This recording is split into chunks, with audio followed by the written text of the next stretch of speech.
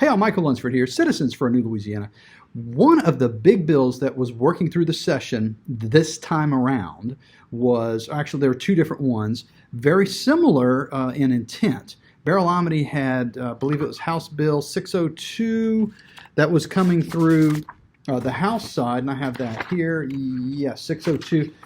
And Jay Morris had a very similar bill coming through the Senate side, and effectively what it did was it would compel Facebook and Twitter to do the right thing because they would potentially be sued by you if they didn't.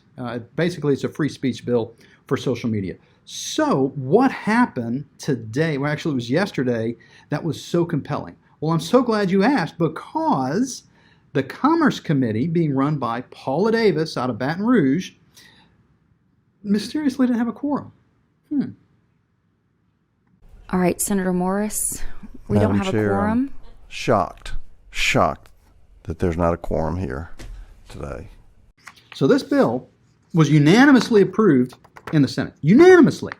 37 of 37 presidents, 39 senators, generally speaking. I think we're down to 38 right now.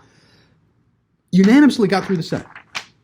It's gone through a lot of other challenges. In fact, I've got a little bit here in the video. It went to another committee, the Civil Law and Procedure Committee. It couldn't get a hearing. It was in May 25th. It sat there for a week, actually over a week, and they finally discharged it because the committee refused to hear it.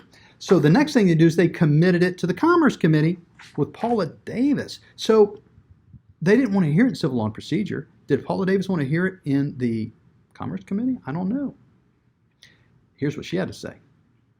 But for the record, also, this meeting was scheduled late yesterday evening before we adjourned. So I'm assuming that, I don't know if people did not get the message. I know we did send out a notice and we did send it out to everyone's email. Gee darn, it was late notice. I guess the members just didn't check their email. Wait a minute. Did Senator Morris maybe have already thought of that? I talked to most people on the committee, and they were all aware of it. Okay. So, Yikes, Paula Davis didn't do her homework. She got caught. Maybe they didn't know. No, I called them all. Yeah, they knew. So what's the real story here? Now look, she killed it in committee today because there was no quorum. Effectively, the calendar kills it. There's 4 days left. If it's not through yesterday, it's over. So that's what she did. Now, wait a minute. There's another chance. Guess what? Lance Harris calls it up from the floor to order them to release it out of committee. Watch this. And Mr. Speaker, Representative Harris has a motion with respect to Senate Bill 196 by Senator Morris. I'd like to make a motion to direct the Committee on Commerce to report on SB 196 for Morris. This is a debatable motion, and the reason is that Mr. Morris could not get scheduled. The chairman would not schedule in civil law. If you will remember, you recommitted it to Commerce. This morning, Commerce did not have a quorum. Wasn't on purpose or anything, but there was no quorum. So what this motion would do would ask Commerce to, you would ask Commerce to report so we could debate this bill on the floor. Now, you see what happened. Lance Harris, he's being nice. You know, we obviously, Jay Morris made phone calls. They knew about the meeting. It wasn't an error. They didn't forget to check their email. They knew about it. They just chose not to show up. Now, why would they not choose to show up? Obviously, Paula Davis was there, and her vice chair, Stephanie Hilferty, were there. But what if they told people not to come? That's a possibility. Now, they'll never admit it, of course. But what happens next connects the dot to suggest, oh, we might have something here. Harris makes a motion to report 196. Representative Davis objects. Yep. What was that? Representative Davis objects. You mean she doesn't want the bill to come out of committee onto the floor for a debate? Now, was the quorum accidental, or the lack of quorum accidental? Or does she intentionally not want this bill to come up? All those in favor of reporting vote yes. All those opposed vote no. The clerk will open the machine. Members, vote your machine. Vote your machine, members. Diamond, yes. Chad Brown, no. You through voting, members? All right, close it up. 23 yeas, 37 nays, and the motion fails to pass. So had Paula Davis not objected, the bill could have come up for debate on the floor. But we know lack of a quorum would have killed the bill had Lance Harris not asked on the floor to bring it up. We can't prove that the quorum was, or lack of quorum was intentional, but we can prove with video that you just saw that Paula Davis objected, meaning she killed the bill with her objection. Now, obviously, it took the votes to do it too, but she locked out the machine so that anybody that happened to be out of the room couldn't, their friend couldn't vote for him because they knew they supported the Social Media Free Speech Act. So that's what happened. It killed the bill. In fact, let me finish the video up with Senator Morris explaining himself in his own words what his bill does. Check it out. Madam Chair, the bill that would be before you if a quorum was present, which suspiciously is not, and I've never been to a committee where there simply was not a quorum, but nonetheless, this bill, Senate Bill 196, would address one of the issues that is of growing importance to the people in the state of Louisiana, and that is the means by which information is distributed in this nation and in Louisiana is going through a small handful of companies who decide what we should be able to see and what we should be able to read and what we should be able to hear. And there are numerous examples of that.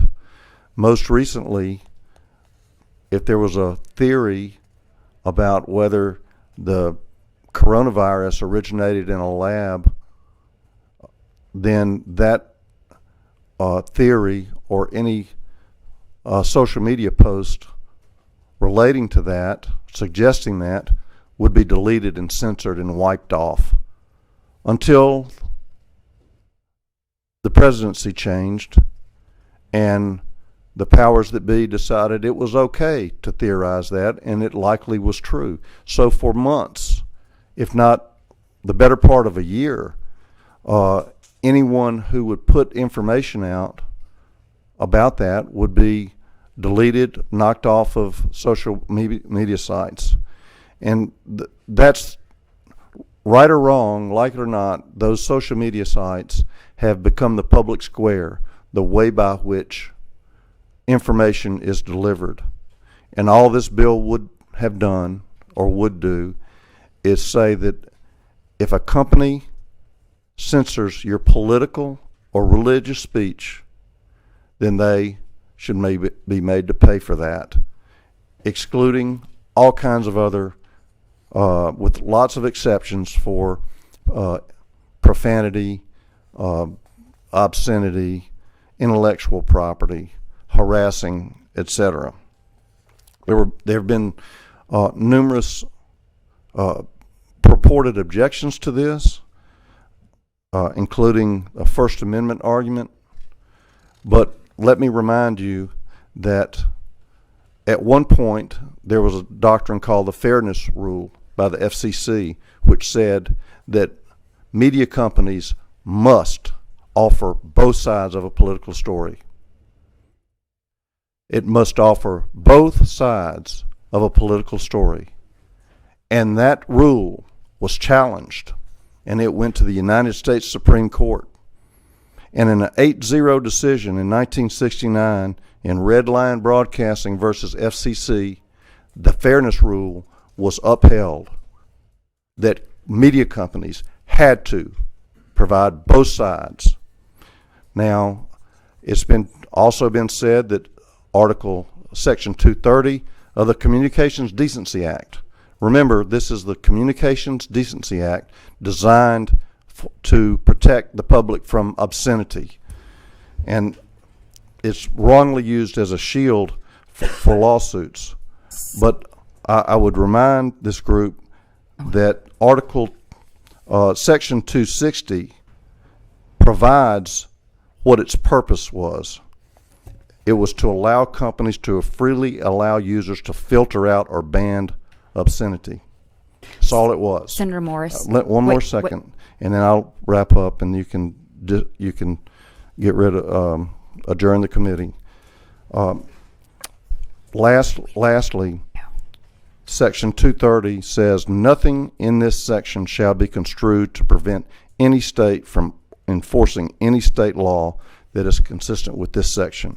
And the purpose of that section was to ban obscenity. And that's why this bill, if passed, would pass constitutional muster. I have confirmed with the Attorney General's office that they have no issue with the bill. And with that, I will rest my case. Well, there you have it.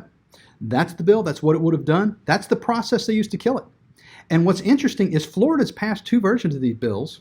Governor Ron DeSantis has signed them both into law. One of them would charge a daily fine if you were a politician running for office and you're deplatformed, which happened a number of times to a number of politicians around the United States. Another bill, I believe very similar to this one, would allow regular citizens like you and I relief from social media companies for being wronged by them. So that's it. It looks like this is the end of this debate for this session. We will be hopefully doing something about it again soon. If, it's possible that Florida could straighten Facebook out all by itself. But, I think all 50 states need to participate in a solution like this. And so we'll be back again next time.